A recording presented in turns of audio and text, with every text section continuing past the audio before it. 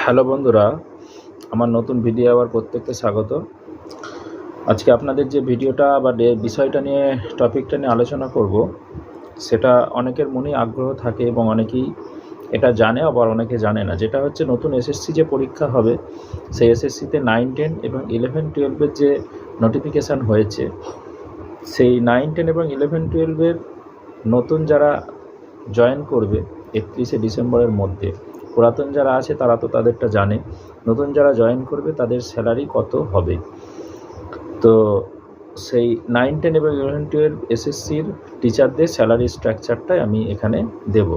তো যারা জানেন, যাদের আগ্রহ নেই তারা এড়িয়ে যান, ভিডিওগুলোকে দেখার প্রয়োজন নেই। কিন্তু এরকম আমার অনেক সাবস্ক্রাইবার আছে এবং যারা নতুনভাবে এতে বসছে বা বসতে চাইছে বা যাদের অনেক আগ্রহ থাকে, তো অনেকেই জানেন, যারা জানেন তারা এড়িয়ে যান, কিন্তু অনেকেই জানেন না। আমি যারা জানেন না তাদের জন্য ভিডিওটা করছি, অতএব তারা একটুখানি দেখতে পারেন, আগ্রহ থাকলে আপনিও দেখতে পারেন।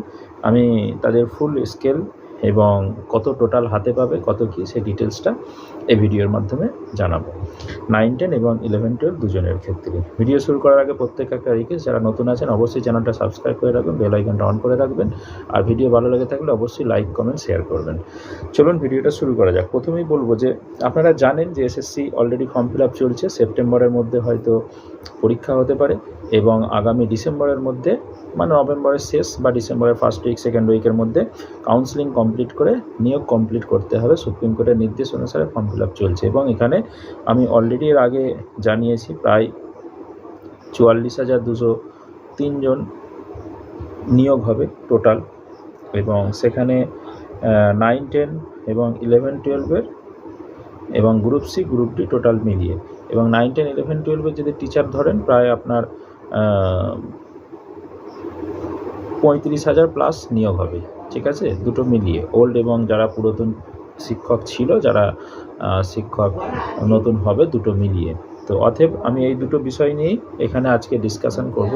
প্রথম যেটা বলবো সেটা হচ্ছে 9, 10 শিক্ষকদের, এবং আপনারা জানেন বর্তমানে যেটা দেওয়া হয় স্যালারি, সেটা হচ্ছে রোপা 2019 অনুসারে, মানে এগুলো হচ্ছে পে কমিশন বসে, সেই অনুসারে এই পে স্ট্রাকচারটা আবার চেঞ্জ হবে 2029 সালের পরে।